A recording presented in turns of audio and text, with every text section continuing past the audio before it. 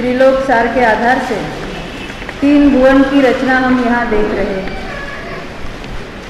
हमने 2 घंटों में त्रिलोक के जो 3 भेद है, अधोलोक, ऊर्ध्वलोक और मध्यलोक, उनका थोड़ा स्वरूप देखने का प्रयत्न किया था।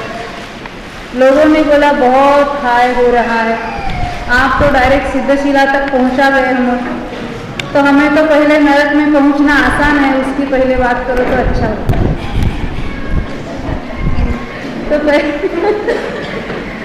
पहले हम नरक की बात करेंगे क्या, जहाँ हम बहुत बार घूम चुके हैं और जो समझना बहुत आसान है, तो वहाँ जाएंगे। हमें तो 3 भुवन को देखना है ना, जानना है। क्यों? तो हमने क्या क्या देखा था उसको थोड़ा रिवीजन करते हैं। हमने देखा कि अलोक आकाश है जो अनंत अनंत अनंत अनंत प्रदेशी है। कितने अनंत प्रदेशी हमने देखा था पहले, बहुत पहले, सिद्धांत प्रवेशिका। जीव अनंत है, उससे अनंत गुणे पुद्गल द्रव्य है, उससे अनंत गुणे 3 काल के समय है, और उससे अनंत गुणे आकाश द्रव्य के प्रदेश, और उससे अनंत गुणे क्या है? एक जीव द्रव्य के या एक एक पुद्गल द्रव्य के, प्रत्येक द्रव्य के गुण अनंत है उससे। तो ये जो आकाश द्रव्य अनंत प्रदेशी, उसके बीचों बीच जहाँ अन्य 6 द्रव्य यानी अन्य 5 द्रव्य पाए जाते हैं आकाश के बिना, अन्य 5 द्रव्य, उसको लोक कहते हैं, क्योंकि वहाँ 6 द्रव्य देखने में आते हैं। आकाश तो अरूपी है, एक अनंत प्रदेशी पसरा हुआ है, तो वहाँ तो कुछ अन्य दिखता नहीं है। तो दिखने वाला द्रव्य तो ये लोकाकाश में ही है, जो रूपी द्रव्य है, और अन्य भी वहाँ द्रव्य जो देखे जाते हैं, जो भगवान उसको देखते जानते हैं, वे जीव, पुद्गल, धर्म, अधर्म, स्वयं आकाश तो है ही, और काल द्रव्य जहाँ पाए जाते हैं उसको लोक कहते हैं। उस लोक की रचना कैसी है उसको हम देखते हैं। लोक कितना बड़ा है? तो लोक है तो असंख्यात प्रदेशी, तो उसके कुछ डायमेंशन भी तो होंगे। तो उसकी ऊंचाई है 14 राजू, ऊपर से नीचे तक 14 राजू है, और वो दक्षिण से उत्तर तक 7 राजू। ये दक्षिण कहलाएगी, ये उत्तर कहलाएगी, और ये पूर्व से पश्चिम तक नीचे 7 राजू है। बीच में मध्यलोक के पास 1 राजू है, 3.5 राजू ऊपर जाकर जहाँ ब्रह्म स्वर्ग आता है वहाँ पर 5 राजू है, और सबसे ऊपर लोकाग्र में 1 राजू फिर उद्बार हो जाता है। तो इस तरह से इसका ये शेप या साइज जो है लोकाकाश का, उसमें लोकाकाश में क्या क्या है बातें, तो मुख्य रूप से हमने देखा था ये पूरा ही लोकाकाश जो है वो चहुं ओर से, सभी ओर से, 10 दिशाओं की ओर से वात वलयों से लिपटा हुआ है। वो वात वलय कितने मोटे हैं? तो सबसे नीचे है 20 हजार योजन, और साइड्स में जो है वो 7 योजन, 5 योजन, 4 योजन। यहाँ मध्यलोक के पास वो फिर कम हो जाते हैं, फिर थोड़े बढ़ते हैं, और फिर ऊपर जाके कम हो जाते हैं। पूरे ही लोकाग्र पर जो 1 राजू और 7 राजू वाली जो पृथ्वी है, उसके ऊपर भी वात वलय है। उसमें भी पहले घनोदधी वात वलय है, वहाँ लिखा था ना हमने पहले, और फिर वो कितना है? 2 कोस है। फिर घनवात है, वो 1 कोस है, और उसके ऊपर तनुवात है, 1575 धनुष है। 2000 धनुष का 1 कोस होता है, तो 1 कोस पूरा नहीं है, कम है। ये तो महायोजनों की बात है, महाधनुषों की बात है। तो उसमें जो 525 योजन अधिक से अधिक सिद्धों की अवगाहना है, ऐसे सिद्ध कहाँ रहते हैं? तो तनुवात वलय में रहते हैं। तो बहुतों ने प्रश्न पूछा, तो ये सिद्धशिला कहते हो, और सिद्ध क्षेत्र उसको कहते हैं, तो उसको, उस शिला को सिद्धशिला क्यों कहते हैं? क्योंकि ना उसके अंदर सिद्ध जीव रहते हैं और ना उसके ऊपर बैठे हुए हैं, तो उसको सिद्धशिला क्यों कहते हैं? तो जो सिद्ध क्षेत्र है तनुवात वलय में है, वो सिद्धशिला के ही बरोबर ऊपर है। सिद्धशिला कितनी बड़ी है? तो 45 लाख योजन बड़ी। इतने ही 45 लाख योजन, और कोई चीज मालूम है आपको इतनी? हाँ, 2.5 द्वीप। 2.5 द्वीप यानी मनुष्य लोग, वो भी कैसा है 2.5 द्वीप यानी कौन से वो सब हम देखेंगे। तो जहाँ मनुष्य रहते हैं वो भी 45 लाख योजन है। अब 4 गति में से कौन से जीव सिद्ध होते हैं? क्या तिर्यंश गति के जीव मोक्ष जा सकते हैं उस गति में से? नहीं। देव, अरे उनको तो कितना मोक्ष, ये सिद्धशिला नजदीक है, देखो ये यहाँ है और बिल्कुल सर्वार सिद्धि से 12 योजन ऊपर सिद्धशिला है। हाँ, तो उनको तो कितना नजदीक है, वो भी नहीं जा सकते। ये एक बाल के बराबर कई पुस्तकों में लिखा है, वो बहुत गलत है। नहीं, कई पुस्तकों में आया है छपकर। आज ही किसी का मैंने पुस्तक देखा, उसमें लिखा था कि सर्वार सिद्धि से एक बाल के ऊपर सिद्धशिला, ऐसा नहीं है। मेरू पर्वत से एक बाल के ऊपर पहला स्वर्ग है, वो जरूर है, एक बाल का अंतर का पहला स्वर्ग का पटक। परंतु ये जो सर्वार सिद्धि विमान है वहाँ ऊपर बहुत 12 योजन का अंतर पड़ता है। तो अन्य किसी भी गति से जीव मुक्त नहीं होता है, मनुष्य गति का ही जीव मुनि होकर, क्योंकि मुनि अवस्था भी अन्य गतियों में नहीं है। 5वें गुणस्थान तक तिर्यंश भी जा सकता है, 4थे गुणस्थान तक देवनार की भी जा सकते हैं। यानी 5वें वाला वो तिर्यंश भी इतना पुरुषार्थ करता है, और मनुष्य 14वें गुणस्थान तक होकर सिद्ध भगवान होता है। तो ये मनुष्य है 45 लाख योजन में, और उस 45 लाख योजन में किसी भी भूमि, किसी भी पॉइंट पर से जीव मुक्त हो सकता है। आप कहेंगे वो तो भोग भूमि में तो कोई जीव है नहीं है ना सिद्ध होने वाले, क्योंकि भोग भूमि वाले तो सारे देव में चले जाते हैं, वहाँ के जन्मे हुए जीव तो कोई जाते नहीं है, और ना ही समुद्र में कोई मुनिराज है बैठे हुए। तो आप कहते हैं 45 लाख योजन में से कैसे क्या हो सकता है?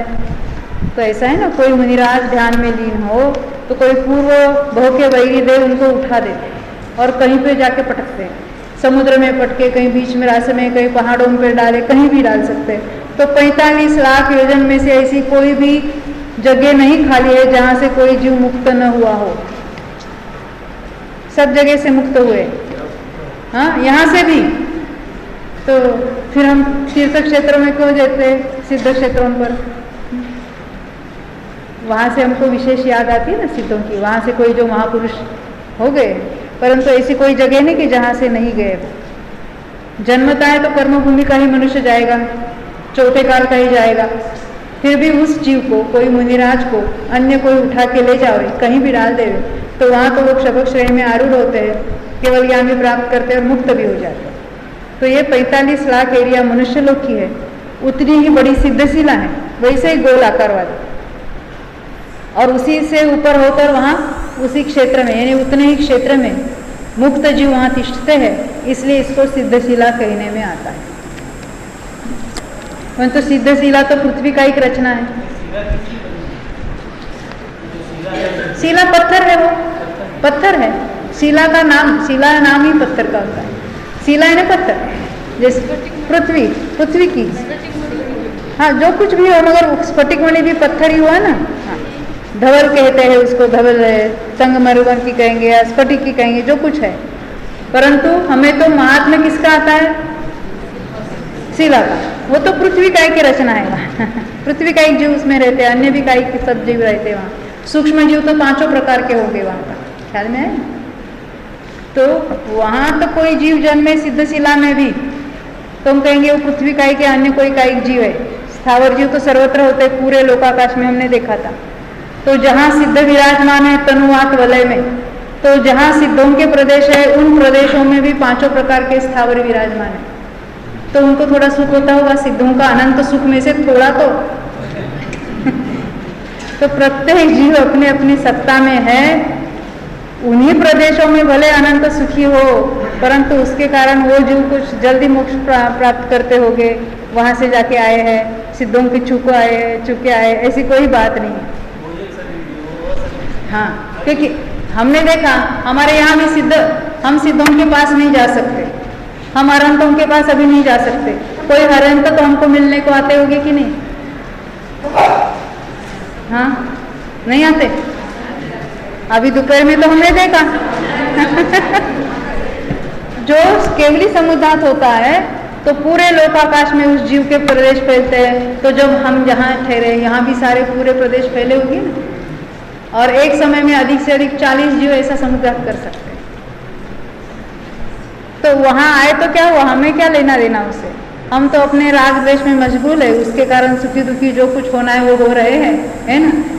तो उनके और हमारे प्रदेश एक जगह आए, इसलिए कुछ उससे कुछ लेना देना नहीं। प्रत्येक द्रव्य अपने अपने स्व चतुष्टय में विराजमान है और उसका ये पर के साथ ऐसा एक क्षेत्र संबंध होने के कारण उसका कुछ लेना देना नहीं बनता।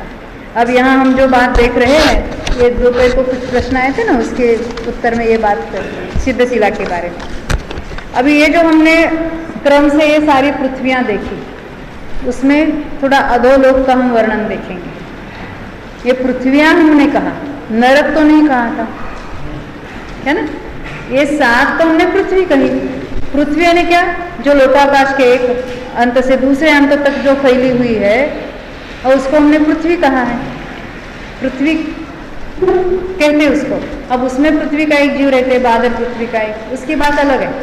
अब उस पृथ्वी के अंदर क्या क्या है, वहाँ कौन कौन से है, जैसे हम अंडरग्राउंड भी कुछ बांधते हैं ना, मकाने वगैरह बनाते हैं, वैसे ही अंडरग्राउंड ये सारे वहाँ कुछ रचनाएं हैं। तो वो क्या क्या है उसको हम देखेंगे।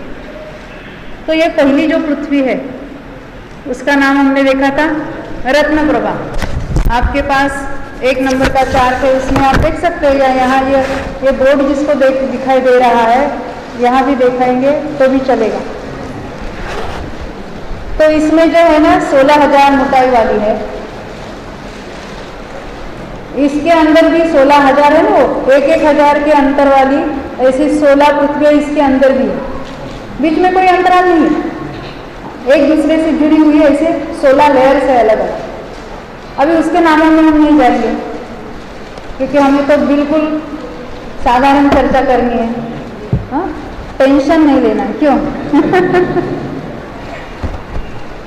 तो इसमें क्या क्या होता है वो तो बाद में देखेंगे हम। अब ये जो उसका नाम हमने क्या देखा था, खर भाग देखा था, और दूसरा भाग है उसका नाम है पंक भाग। उसकी कितनी है चौड़ाई, 84,000 योजन, और नीचे है वो अबहुल भाग, वो 80,000 योजन, बराबर। अब ये जो है ऊपर का भाग 16,000, और जो पंक भाग है उसमें भवन पाए जाते हैं। भवनवासी आपने नाम सुना होगा, भवनवासी देव रहते हैं, व्यंतर देव रहते हैं। तो ये हाँ, खाली अकेले वे नहीं, सब ऊपर के भाग में असुर कुमार को छोड़कर बाकी 9 प्रकार के भवनवासी, वो जब भवनवासी का प्रकरण आएगा उसमें हम उनके नामों की चर्चा करेंगे। अब यहाँ जो भवनवासियों के भवन है, भवन हम अधोलोक के भवनों को गिनते हैं, उनको नमस्कार करते हैं। अकृत्रिम चैत्यालय अर्घ्य तो बहुत बार दिया है, वो कहाँ है पता नहीं है ना। तो ये जो भवन है वो कहाँ है, तो ये जो बीच में हमने देखा था एक राजू, ये जो कृष्णाली है, इसमें असंख्यात द्वीप समुद्र होते हैं। तो बीच वाले असंख्यात समुद्र और द्वीप छोड़कर बाहर के असंख्यात द्वीप समुद्रों के नीचे ये सारे भवन पाए जाते हैं। हम जहाँ मनुष्य लोग हैं उसके नीचे कोई भवन नहीं है, उसके बाजू में हाँ अंडरग्राउंड में ऐसा है।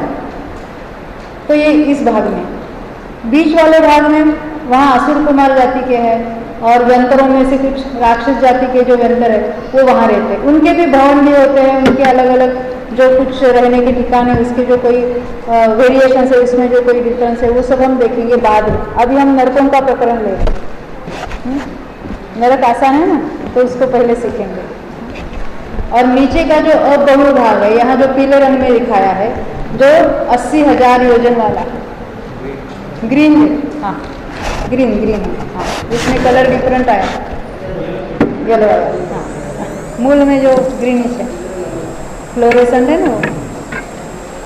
तो ये पहली पृथ्वी के 3 भाग, ऊपर के 2 भागों में भवन पाए जाते हैं, उसमें भवनवासी और व्यंतर जीव रहते हैं, जो देव गति के जीव है, बराबर, वो नरक गति के नहीं है। अब जो पहली पृथ्वी का नीचे वाला भाग है उसमें नरक, पहला नरक है।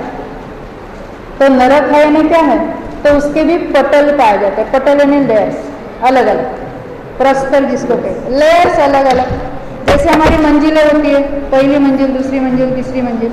अभी ऐसे उल्टा नीचे जाओ, एक लेयर बिलों का, बिल यानी बिल क्या होते हैं? नरक के तो बिल कहलाते हैं, और भवनवासियों के भवन कहते हैं। तो मुनिराज कहते हैं ऐसी पार्शलिटी क्यों? दोनों ही समान है। जैसे कोई इतनी चौड़ी भूमि है, भूमि के अंदर जो कुछ हॉलो है, गैप है, जो गैप है ना, उसके कोई सीढ़ियाँ नहीं है, उसके कोई विंडोज नहीं है, कुछ नहीं है। फिर जहाँ भवनवासी लोग रहते हैं वो जो है उसको तो हम भवन कहते हैं, और जहाँ नारकी रहते हैं वो भी वैसी ही रचना है और उसको आप बिल कहते हो। ऐसे क्यों? आप रहते हो तो मकान, महल, और हम रहते हो तो झोपड़ी, ऐसा क्यों? तो कहते हैं नारकी जो पापी है और पाप के कारण वहाँ उसका फल भोगने जा रहे हैं, और वहाँ उसकी भूमि, वहाँ के कुछ वातावरण, वहाँ की गुफाएं, वहाँ के जो कुछ शारीरिक तकलीफ हो, ऐसे कुछ यंत्र भी वहाँ बने रहते हैं। तो ऐसी जहाँ पाई जाती है उसको बिल कहने में आता है। जैसे चूहा रहता है उसको हम घर नहीं कहते, बिल कहते, हाँ, वैसे यहाँ समझना। तो ये यहाँ इतने सारे 80,000 योजन में अलग अलग लेयर्स पर, यानी जिसको हम पटल कहेंगे, इसके आगे एक पटल, दूसरा पटल, तीसरा पटल, प्रत्येक पटल में बहुत सारे नरक के बिल पाए जाते हैं। ऐसे पहले नरक में कितने पटल है और कितने बिल है? तो ये पहले नरक में, यानी पहले पृथ्वी के नीचे के तीसरे भाग में 80,000 योजन में, ऊपर का 1,000 छोड़ दो, नीचे का 1,000 छोड़ दो, और बीच में 13 पटल है। हाँ, 13 पटल है उसमें टोटल, पहले नरक के 13 पटल। ये अकेले पहले नरक की बात हो रही है। एक लेयर, उसके नीचे दूसरा, बीच में भूमि है बहुत सारी, क्योंकि इतने सारे हजारों योजनों की है ना। और नरक के बिल तो कुछ हो गए, कुछ 100, 300, 400 योजने में उसकी हाइट। ऐसा हिस्सा तो उसका असंख्यात योजनों का होता है, एक एक नरक बिल का। असंख्यात योजनों के नरक बिल होते हैं, हाँ, फिर भी बिल कह जाते हैं, हाँ? तो ये 13 पटल पाए जाते हैं पहले नरक में, और फिर उनकी संख्या हम देखेंगे। यहाँ क्या लिखा है? देखो, 30 लाख बिल है पहले नरक में, 30 लाख। देखो, पहले नरक में जीवों की संख्या सबसे ज़्यादा है, सबसे ज़्यादा है ना।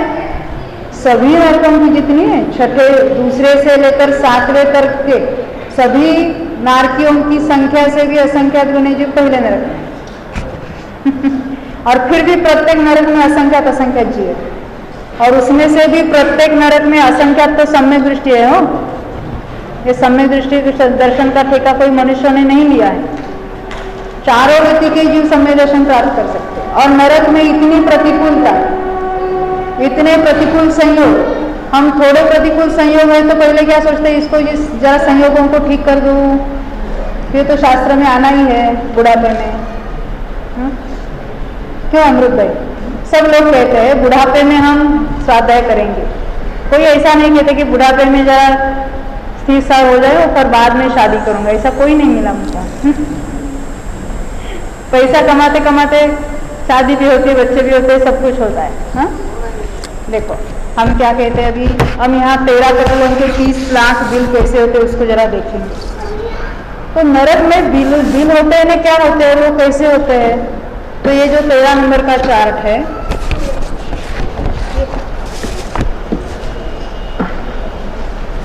उसमें ये बिल कैसे होते हैं उसका थोड़ा आपको गाइडेंस देने का प्रयत्न किया है।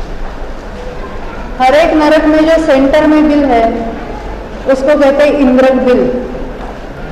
इंद्रक बिल, हर एक इंद्रक का भी अपना अपना नाम। शास्त्र में तो सभी नरकों के, सभी बिलों के सभी नाम प्रसिद्ध है।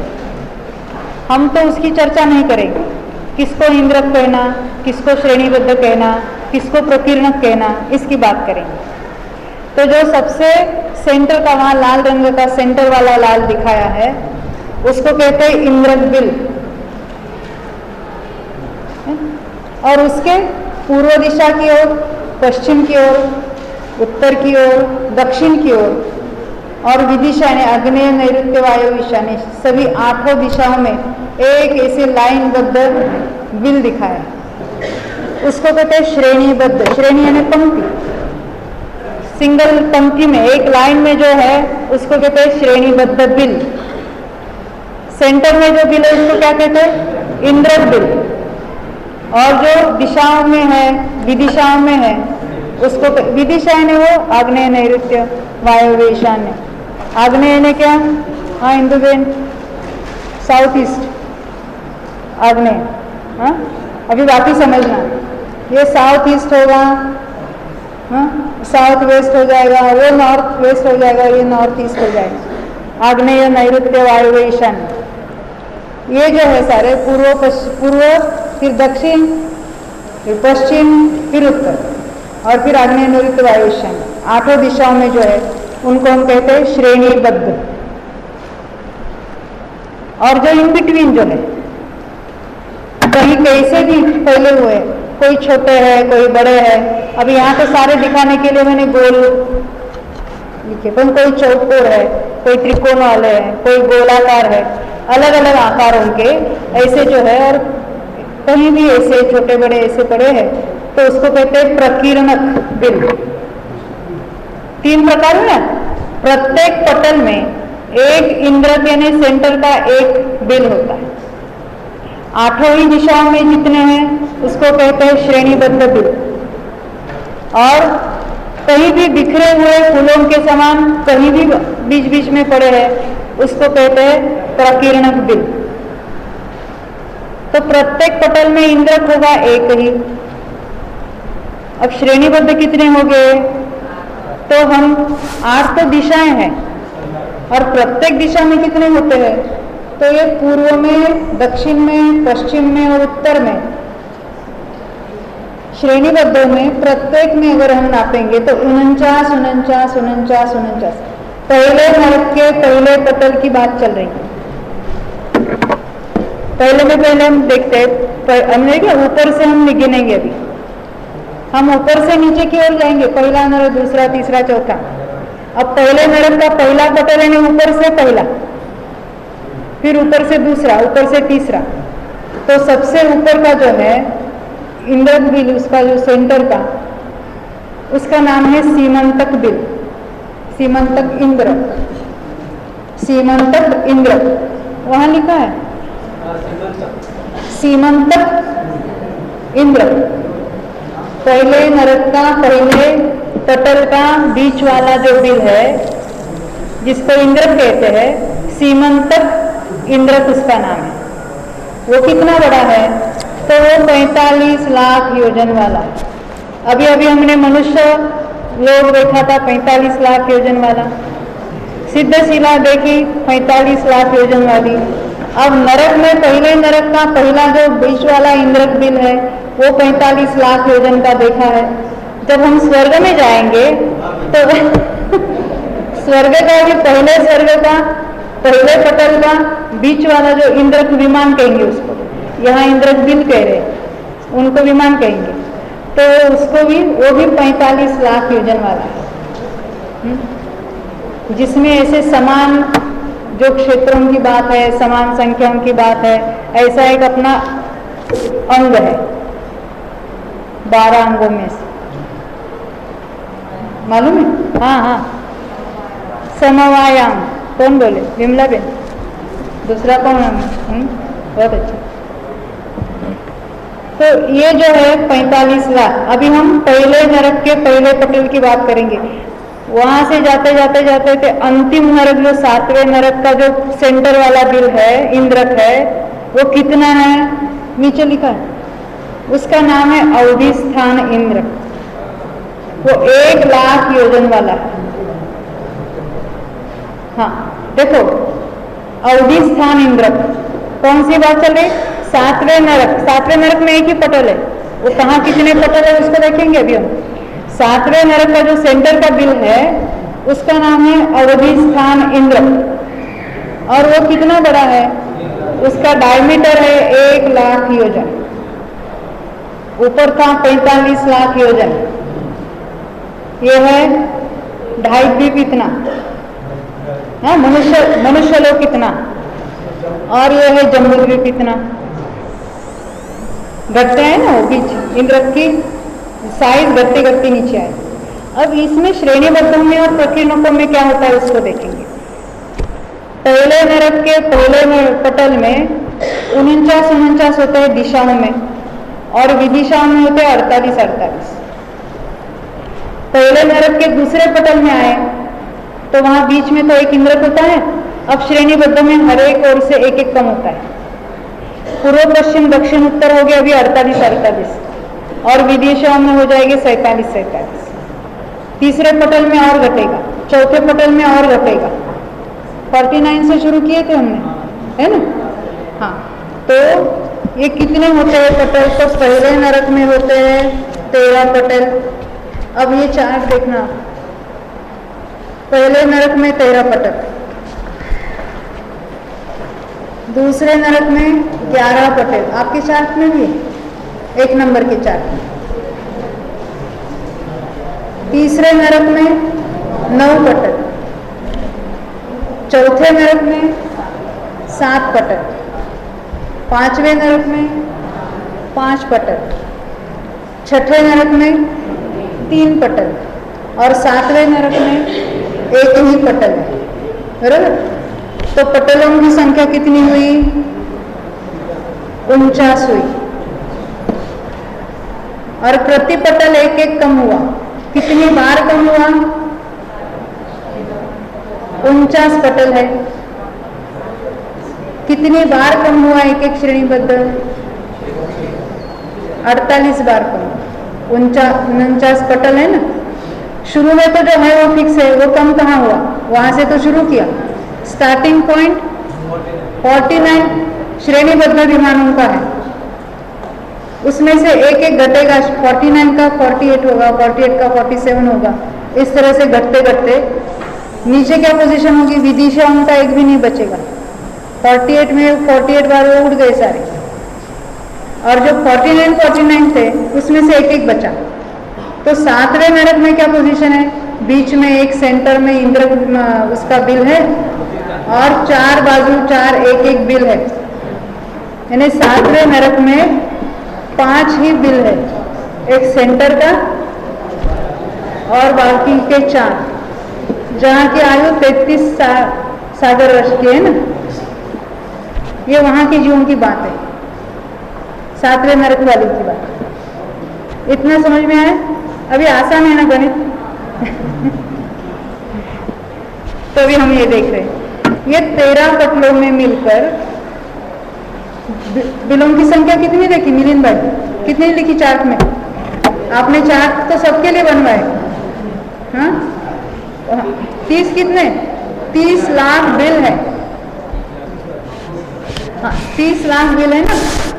तो 30 लाख बिल में से दिशाओं में तो 49 है, 4 दिशाओं में 49, और विदिशाओं में 48 है। तो और कितने हुए? इंद्र बीच में हर एक पटल में 13, हर एक पटल की बात है। और श्रेणीबद्ध सब पटलों की टोटल करेंगे, यानी एक पटल में कितने हुए? 48 4 बार और 49 4 बार। ये श्रेणीबद्ध की बात है। ऐसे ही बीच में फिर 4 कम, 8 कम होते जाएंगे। अब वो सब गणित नहीं समझाऊंगी। तो सबकी टोटल कितनी होगी? 13 की मिलकर 4420। हाँ, और फिर वो प्रकीर्ण कितने रह जाएंगे? बाकी जो है ना 30 लाख में से जो बचे हुए वो सारे प्रकीर्ण 29,95,567। ये प्रकीर्ण के नहीं बिखरे हुए बीच बीच वाले बीज। तो हमने देखे श्रेणीबद्ध तो हम गिन सकते हैं, उसको कहते हैं संख्यात। और ये प्रकीर्णकों की संख्या कितनी? असंख्यात है। हाँ? नहीं, सॉरी, मुझे विस्तार कहना था, संख्या नहीं। फिर से दोबारा, ये जो बीच वाला जो है वो 45 लाख योजन है, यानी उसका विस्तार भी काउंटेबल है ना। श्रेणीबद्ध भी असंख्यात योजन के, और प्रकीर्ण के वो कुछ संख्यात योजन के है, कुछ असंख्यात योजन के। इतने बड़े बड़े नरक के बिल वहां पर है। ये तो पहले नरक की बात हुई। अब आगे ऐसे ही कम कम होते जाते हैं। तो दूसरे नरक में कितने पटल है और कितने बिल है, इतना हमको देखना है। देखो, आपका प्रश्न है प्रकीर्णक की संख्या कैसे आती है, तो हमें यहाँ नरक के कुल कितने बिल है, 30 लाख। उसमें से इंद्रक कम करो और श्रेणीबद्ध कम करो, बचे हुए प्रकीर्णक। ख्याल है? हाँ, ये तो त्रिलोक सार में तो वो कितने कम होते हैं, हर एक पटल में कैसा, सबकी टोटल कैसे निकालना, उसके लिए ऐसे सूत्र होते हैं कि 1 मिनट में उसका उत्तर निकल सकता है। हाँ, उसका वो चैदन वगैरह सगड़ा, वो बात यहाँ नहीं करनी अपने को। तो यहाँ तो हम इतना ही देखेंगे, पहले नरक में 13 पटल है, दूसरे नरक में 11 पटल है और कुल संख्या बिलों की 25 लाख है। ये संख्या है बिलों की, नरक बिलों की संख्या है। तीसरे में 9 पटल है और टोटल संख्या है 15 लाख। चौथे नरक में 7 पटल है और उसकी संख्या है 10 लाख, बिलों की संख्या। पांचवें में 5 पटल है और बिल है 3 लाख। छठे में 3 पटल है और संख्या है 99,995 और यानी 1 लाख में 5 कम।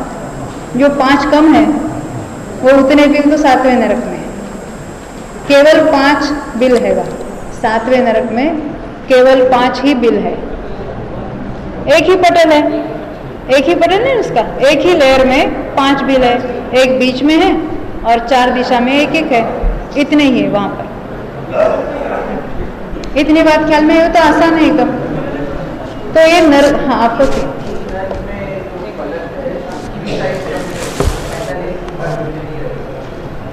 देखो, पटल की साइज 45 लाख योजन नहीं है, बीच वाला जो बिल है वो 45 लाख योजन ऐसा उसका डायमीटर है, व्यास है, विस्तार है, और वो घटते गया है नीचे तक, बराबर।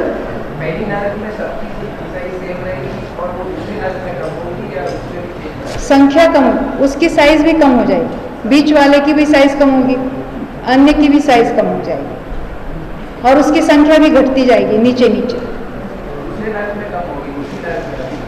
हाँ, पहले पटल से दूसरे पटल में कम हो जाएगी। देखिए ऐसा है ना, ऊपर के नरकों में आयु कम, नीचे के नरकों में आयु ज़्यादा, क्योंकि हम कम से कम आयु 10,000 वर्ष से शुरू करते हैं। हाँ, फिर वो नीचे में 33 सागर तक चली जाती है और हाइट ऊपर कम है, नीचे ज़्यादा है। 7 धनुष और कुछ शुरू होती है और नीचे 525 धनुष तक चली जाती है 7वें नरक में, इस तरह से। तो क्या नहीं है? नहीं, प्रकीर्णक नहीं और श्रेणीबद्ध भी 4 ही है, एक एक ही, प्रत्येक दिशा में एक एक ही है, प्रकीर्णक वहां नहीं है।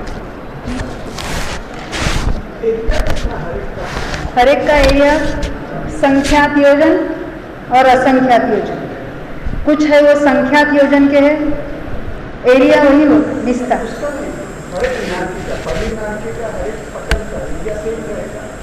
यानी ऐसा विस्तार आप कहते हैं, तो विस्तार वो कितने में फैले है?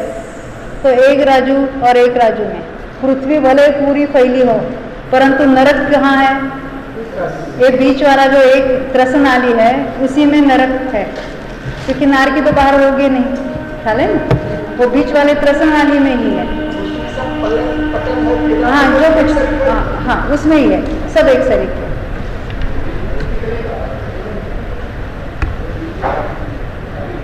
क्या प्रश्न है?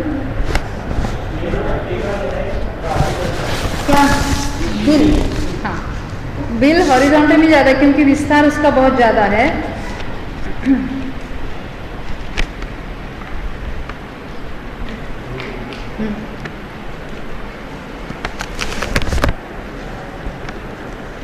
हॉरिजॉन्टल ज़्यादा है, असंख्यात योजनों के हैं, और उसकी हाइट तो कुछ संख्यात योजन की होती है।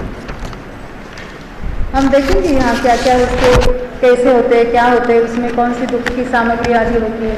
पहले तो वो कैसे कम होते हैं संख्या, वो तो हमने देखी, टोटल संख्या भी हमने देखी, सबकी हम टोटल करेंगे तो 84 लाख बिल है नरक में। सभी 7 नरकों के मिलकर 84 लाख बिल है और उनकी पोजीशन इस प्रकार से पाई जाती है। अभी हम उसके बारे में थोड़ा पृथ्वियों का वर्णन क्या है उसको देखेंगे।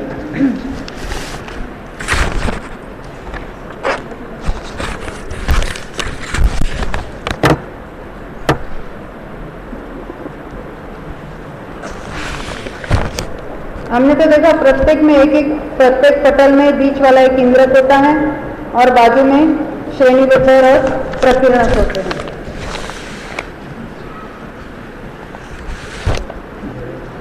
अब ये बिल होते कैसे हैं? एक तो हमने पहले ही बहुत सुना है कि वहाँ तो अत्यंत गर्मी या अत्यंत शीत होती है। हाँ, 5वें नरक तक इतनी उष्णता होती है, 6ठे 7वें में अत्यंत शीत होती है। तो उसमें भी क्या क्या होती है बातें थोड़ा देखेंगे। वहाँ के भूमि कैसी होती है, क्या होते हैं। तो ये तो नरक के बिल कोई गोल होते हैं, कोई त्रिकोण होते हैं, कोई चौकर होते हैं, आदि अनेक आकार वाले।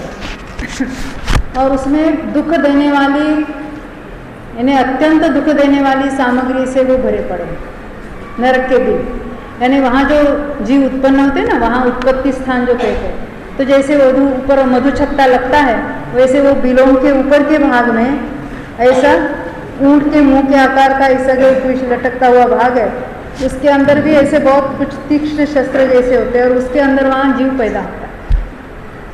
उसमें से कटते कटते कटते नीचे आता है और नीचे जोर से, बहुत जोर से नीचे भूमि पर गिरता है। इतना जोर से गिरता है कि वो फिर उछलता है ऊपर और उछलता है, फिर उतनी जोर से नीचे टपकता है, फिर उछलता है, फिर नीचे गिरता है। और नीचे भूमि पर भी ऐसे जैसे भाले तलवार ऐसे कुछ ऐसे शस्त्र जैसे बने हुए रहते हैं भूमि वहाँ पर, तो उसमें कटते रहता है, उसमें उछलते रहता है। यानी वहाँ जन्म लेते उसके वो दुखों की परंपरा चालू हो जाती है। वहाँ अत्यंत अंधकार है और अत्यंत दुर्गंध है। यानी उस दुर्गंध से तो यहाँ के तो कितने गांव के लोग मर जाएंगे, कितने गांवों के लोग, इतनी दुर्गंध होती है वहाँ से। तो ऐसे वो जो वहाँ के जो स्थान होते हैं तो पहले नरक में कुछ 7 योजन इतना ऊंचे उछलते हैं, 7 योजन और कुछ और 7वीं पृथ्वी में 500 योजन तक ऊंचे उछलते। यानी वहाँ बिल उससे भी बड़े होंगे ना हाइट वाले ख्याल है। और फिर वो कोई नया जीव वहाँ आता है तो जैसे कॉलेज में वो रैगिंग वैगिंग चलते हैं ना, वैसे वहाँ नारकी कोई नया आता है तो आते ही अन्य नारकी वहाँ उसको वहीं से वो चलो आए, चलो अभी उसको सताए, वो वहाँ से उसकी चालू हो जाती है। उसको काटते हैं, उसको जो कुछ करते हैं, तीक्ष्ण शब्द, कठोर शब्द उच्चारते हैं वहाँ आते ही और उन्हें मारते हैं और घावों पर वो वहाँ का खारा जल सींचते हैं। और नए नारकी जो है वो भी पूर्व अवधि ज्ञान से वो पूर्व भाव का वैर जानते हैं और वो भी उनके साथ लड़ पड़ते हैं। और फिर उनके बचने के लिए और क्या करते हैं, कोई ऐसा लगता है अरे इतने घाव पड़े, चलो जरा पानी में डूब जाए तो कुछ कम हो जाएगा। परंतु वहाँ की वो वैतरणी है जो जैसे दुर्गंधित ऐसे जो खून है या पीप है ऐसे भरी हुई वो नदियाँ होती है और उसमें भी और वो ज़्यादा तकलीफ होती है। तो कहते चलो अभी जाओ बचेंगे, कहीं गिर गुफाओं में चले जाएंगे। तो वहाँ चले जाते हैं तो वहाँ भी वो गुफाओं में भी बहुत सारे पीड़ा देने वाले यंत्र बने हैं। जैसे लोहे की पुतलियाँ होती है स्त्रियों के शरीर जैसी और वो अग्नि की होती है, उस पर भी तपे हुए लोहे की ऐसे कुछ और कढ़ाइयाँ होती है बड़े बड़े, उसमें जैसे उबलता तेल जैसे अन्य नारकी आके उनको उनमें पटक देते हैं। वहाँ के जो ऐसा लगता है कि कितने अच्छे वृक्ष है परंतु उसके 80 पत्र जैसे तलवार के धार जैसे, तो वो गिरते हैं तो और भी छेदे जाते हैं। शरीर के तो टुकड़े टुकड़े होते हैं परंतु मरने का चांस नहीं है वहाँ। वहाँ की जो आयु है देवों की हो या नारकी की, जैसे मनुष्य ये अपघात करके या कहीं से भी मरता है यहाँ, क्योंकि वो कदली घात वाला मरण यहाँ हो सकता है, अपमृत्यु जिसको कहते हैं, परंतु ऐसी कंडीशन या ऐसी सहूलियत नारकियों की नहीं होती। वो जितना है उतना दुख वहाँ भोगेगा ही, पूरी आयु वहाँ पूर्ण करके ही वहाँ से निकलेगा, उसके पहले वहाँ से नहीं निकल सकता।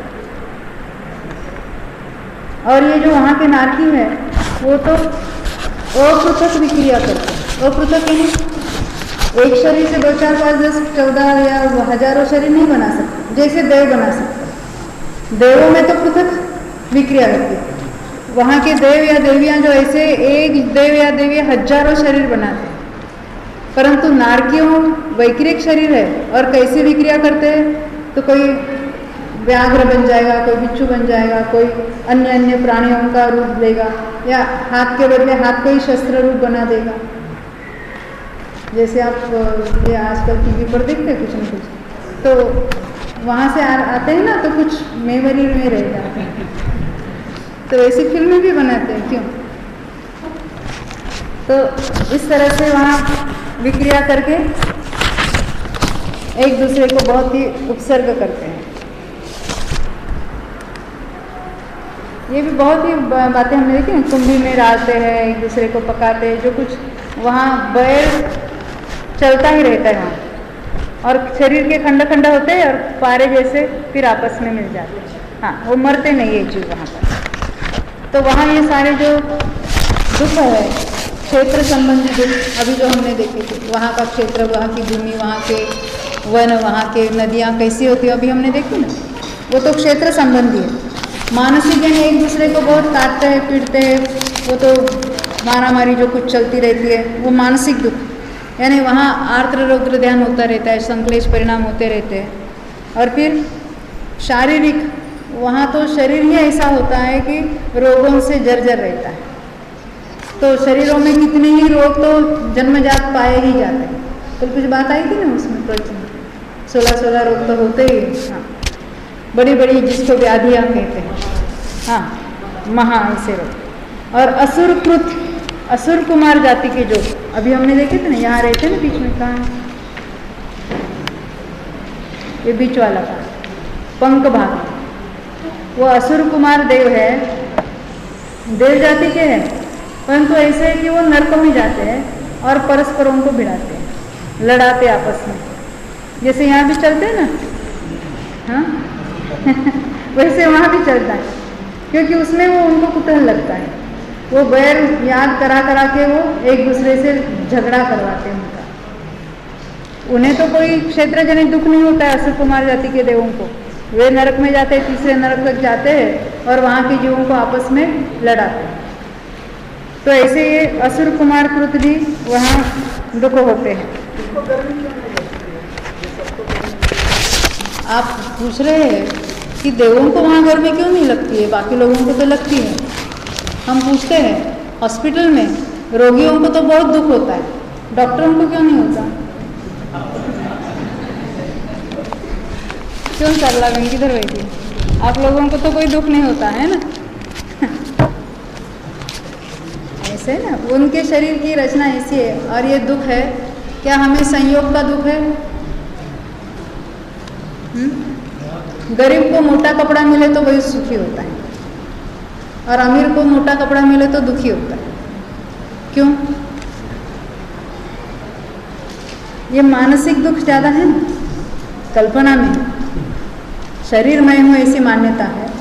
और हमें भी जो दुख है वो तो शरीर का या संयोगों का नहीं है, ज़्यादा नहीं। हमने माना है उसमें जो एकत्व बुद्धि है, यही मैं हूँ, और फिर उसकी जो जो अवस्था है वो मेरी है, और ये संयोग मेरे अनुकूल या प्रतिकूल है, ऐसी जो वहाँ भावना है, ऐसी जो उसकी भ्रांति है, मिथ्या मान्यता है, उसका दुख है। हाँ, आप कहते वहाँ कोई समकिति देवों की बात, क्या समकिति नारकी भी असंख्यात है वो। हमें तो ऐसा लगता है नरक में कोई कोई जीव सम्यक तो प्राप्त करता होगा, परंतु असंख्यात जीव, असंख्यात नारकी है। प्रत्येक नरक में असंख्यात नारकी सम्यक दृष्टि है। नरक की तीव्र वेदना में, इतने प्रतिकूल संयोगों में विचार आता है ना, कोई पूर्व जन्म में उसमें उन्होंने सुना होगा, तब तो नहीं चेते, परंतु अभी जाके ऐसा विचार आता है, ये कैसा है दुख, ये कैसी वेदना, मैं कौन हूँ, विचारों में चढ़ जाते हैं और तत्वभाषण भावभाषण हो जाता है, और वहाँ भी सम्यक तो प्राप्त कर, असुर देवों में सम्यक तो प्राप्त कर सकते हैं। ऐसी कोई बात नहीं कि वो तो नहीं करते। सभी कोई भी ज्योतिषी हो, भवनवासी हो, असुर हो, वो तो सम्यक तो प्राप्त करने के योग्य है, कर सकते हैं।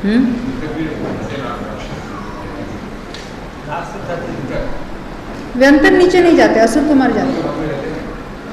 पंख भाग में राक्षस जाति के व्यंतर दोनों रहते, वो तो पहले ही बता दिया। राक्षस जाति के देव भी वहाँ रहते, वो नहीं जाते। असुर कुमारों की विशेषता है, वो खास जाते हैं वहाँ। वैसे तो ऊपर के स्वर्गों के भी जाते हैं, परंतु वो वहाँ पीड़ा देने के लिए नहीं जाते, उपदेश देने के लिए भी जाते हैं, है ना। जैसे सीता का जीव जा रहा है, रावण को उपदेश दे रहा है, और हम यहाँ बैठे बैठे रावण को गालियाँ दे रहे हैं।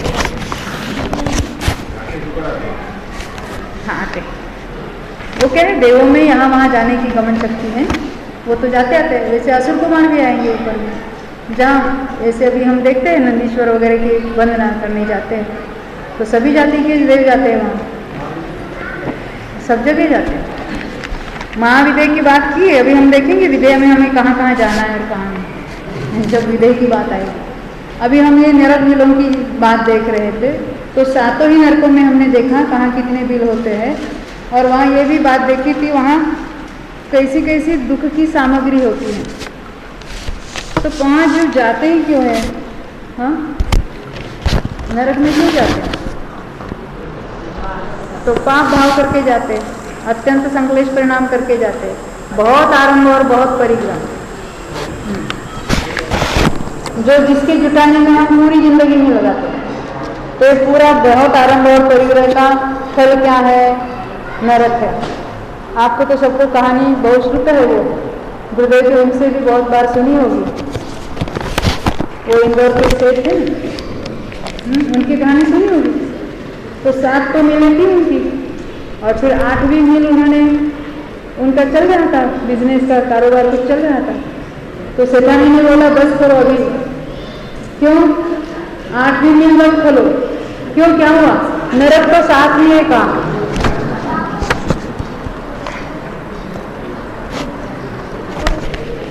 तो ये जो हमने देखा था, ऐसे जो इतने दुख जहाँ पाए जाते हैं, तो पाप का फल वहाँ तो भोगना पड़ता है। यहाँ जो पाप करते समय तो बहुत अच्छा लगता है,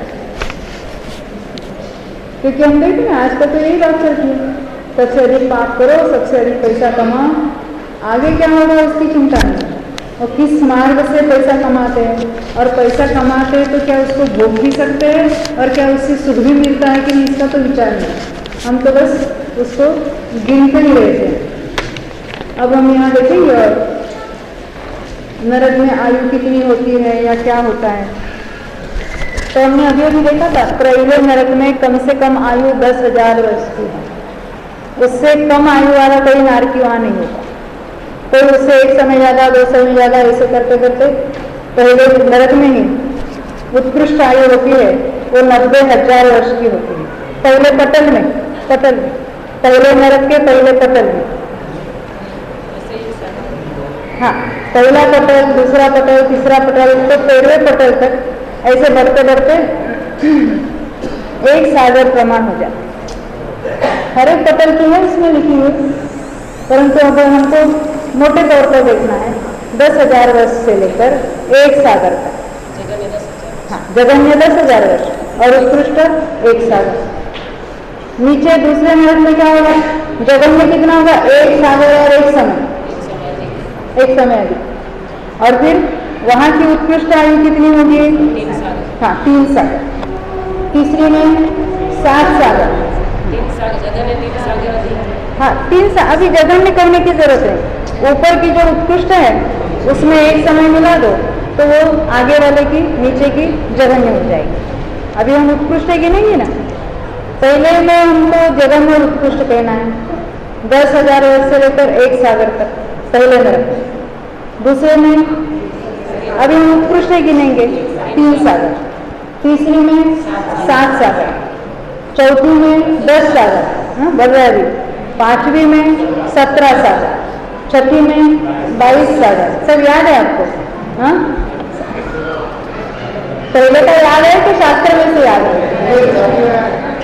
7वीं में 33 सागर, ये उत्कृष्ट है। तो कौन कितनी बार जाके आ सकते हैं उसको भी देखेंगे। तो पहले नरक में जाएगा कौन?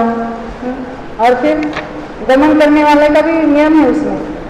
असंगी कोई पंचेंद्रिय है, संगी तो जा ही सकते, पर असंगी अगर नरक में जाता है, असंगी का अर्थ मालूम है? मन रहित पंचेंद्रिय जीव पहले नरक में जा सकते, नीचे के नरक में नहीं। यानी उनको वहां जाने का, नरक में कोई जाएगा तो पहले नरक में जा सकता है। दूसरे नरक तक जाता है तो सरीसृप, सरीसृप यानी वो गिरगिट है, छिपकली है, जैसे वो रेंगने वाले प्राणी होते हैं। हाँ, एक तरह असंगी तिर्यंच और असंगी मनुष्य कोई भी हो। आपका प्रश्न है असंगी तिर्यंच और असंगी मनुष्य भी जा सकता है कि नहीं? आप क्या कहते हो? हाँ, असंगी मनुष्य होते ही नहीं है। मनुष्य है वे सभी संगी पंचेंद्रिय ही होते हैं। आपका प्रश्न है सम्मूर्छन जीव, जरा सुनो, सम्मूर्छन मनुष्य तो जा सकेंगे कि नहीं? लब्धि अपर्याप्त अशुभ काम है।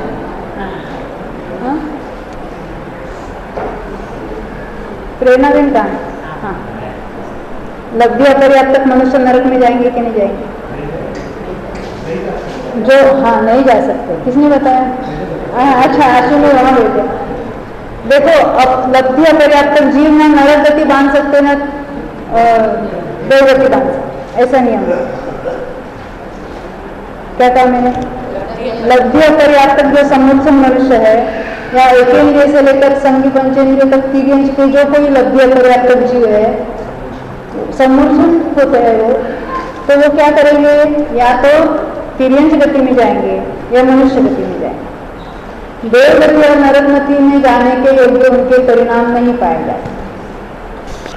तभी आपके प्रश्न का उत्तर आया ना, लब्धि अपर्याप्त मनुष्य नरक में नहीं जाएगा, फिर से दोबारा मनुष्य हो सकता है, तिर्यंच हो सकता है। अब नरक में कौन कौन जा सकते हैं इसकी बात हम देख रहे थे। तो असंगी पहले नरक तक जा सकता है, ये जो कोई चिपकली आदि जो है वो दूसरे नरक तक जा सकते हैं, और तीसरे नरक तक हमने देखे थे कोई बेरंग आदि पक्षी जाते हैं, सर्प चौथे तक, सिंह पांचवें तक, तीसरे में बेरंग आदि पक्षी ये मांसाहारी पक्षी होते हैं ना कितने, और पांचवें तक सिंह पांचवें तक जा सकता है, छठवें तक स्त्री जाएगी, सातवें में नहीं जा सकती स्त्री, और सातवें में मनुष्य भी जा सकता है, और मत्स्य जो जाते हैं, तंगल मत्स्य की आपने स्टोरी तो सुनी है, वो तो छोटे आकार वाला है, और महामत्स्य भी जो है ये स्वयं रमन समुद्र में असंख्यात मगरमच्छ जो हम देखते हैं ना, पंचम मनसाहारी, वो तो वहां रहते हैं। नरक में जाने वाला तो मिथ्या दृष्टि होगा ना, सातवें में नरक में जाते हैं मत्स्य, क्योंकि सातवें नरक में जाने वाले को एक कंडीशन है, वज्र ऋषभ नाराज सहनन होना जिसको है, ऐसे ही जैसे मोक्ष में जाने वाले के लिए भी नियम है, हाँ? वैसे ही नरक में जाने वाले के लिए भी यह नियम है। तो ये हमने देखा अभी कौन कहाँ तक जाता है। हाँ, जैसे तंदुल मच्छी का बोला ना, उसका वज्र ऋषभ वाला संबंध है, वो तो इतना सा है। आपका प्रश्न है तंदुल मच्छी तो इतना सा है, तो उसका वज्र ऋषभ नाराज सहन कैसे हो सकता है? तो वज्र ऋषभ नाराज सहन फिर साइज पर अवलंबन नहीं है उसका, और ये मत्स्यों को ही होता है, ये व्याघ्र सिंह आदि को नहीं, क्योंकि अभी हमने देखा सिंह तो पांचवें तक ही जाता है, उसको इतना उत्कृष्ट सहन नहीं होता। सातवें नरक से निकलकर जीव कहाँ जन्म लेता है? हिंस्र पशु, वाघ सिंह हो जावे, चक्रवर्ती जाते हैं, मनुष्य की बात की ना हमने, चक्रवर्ती जो चक्रवर्ती अवस्था में वो रहता है, छोड़कर मुनि दीक्षा लेने का भाव नहीं है उसको, भोग भोगते हुए मरता है और सातवें नरक में जाके जन्म लेता है। तो यहाँ मैं मत्स्य की बात कर रही थी। सातवें नरक से निकलने वाला तो नियम से संगी पंचेंद्रिय ही होगा, तिर्यंच ही होगा, मिथ्यात्व में ही आएगा वहां से, और सिंह आदि कोई पशु होगा, वहां से दोबारा सातवें में जाना है तो उसको मत्स्य में जन्म लेगा, क्योंकि मत्स्य को वज्र ऋषभ नाराज सन है, और मत्स्य जाके वहाँ 7वें नरक में जन्मेगा। 7वें नरक से डायरेक्ट कोई मत्स्य नहीं होगा, क्योंकि ये जो सारे मत्स्य है वो समूर्छन होते हैं, और 7वें नरक से निकला हुआ गर्भज तिर्यंच ही होता है। ये नियम है, ऐसा उसका नियम चलता है। ये कौन से कहाँ से आते हैं, कितनी टाइम लगता है, कितना, ऐसा भी एक नियम है। कोई जीव 7वें नरक में जाएगा, वहाँ सम्यक दर्शन प्राप्त करेगा, एक अंतर्मूर्त में सम्यक भी होगा। 33 साल में अभी कुछ कम काल, क्योंकि सम्यक तो प्राप्त करने के लिए अंतर्मूर्त लगा, और मरने के पहले पहले मिथ्यात्व में चला जाएगा, मिथ्यात्व में आयु बांधेगा, और मिथ्यात्व में ही मरकर कोई हिंस्र पशु होगा। इतने 7वें नरक में 33 सागर जितना काल उसने सम्यक्त्व में बिताया, फिर भी वो मिथ्यात्व में जाकर ही मरेगा। इतनी बात नहीं, वहाँ से जिस पर्याय में उत्पन्न होगा, यानी अभी वो संगी पंचेंद्रिय तिर्यंच हुआ ना, कोई सिंह हुआ हम मान लेते, तो उस पर्याय में उसको सम्यक दर्शन होगा ही नहीं। इसका मतलब 7वें नरक में जाने वाला जीव सम्यक दर्शन प्राप्त कर सकता है, वहाँ से निकलने वाला नहीं, लेके निकल नहीं सकता। अकेले सम्यक तो क्या बात, साधन से भी नहीं निकल सकता, एकमात्र मिथ्यात्व में से ही निकलेगा। और वहाँ से आने वाला जिस भव में जाएगा, वहाँ उसको मिथ्यात्व में ही पूरा काल, उस भव में। ऐसे बहुत सारे ऐसे नियम हैं। ये कौन से जो कितनी बार जन्म ले सकता है, यानी लगातार, पहले से निकला हुआ कितनी बार लगातार लगातार लगातार वहाँ जन्म ले सकता है, इसके भी नियम हैं। तो हाँ हाँ, देखो आपका प्रश्न है, अभी ये सब हम डिटेल चर्चा करेंगे पूरी। पहले में जाने वाला सम्यक तो ले जाता है, तो वो भी कौन से सम्यक तक जाएगा, कहाँ तक जाएगा, उसकी बात हम करेंगे। अभी समय कितने?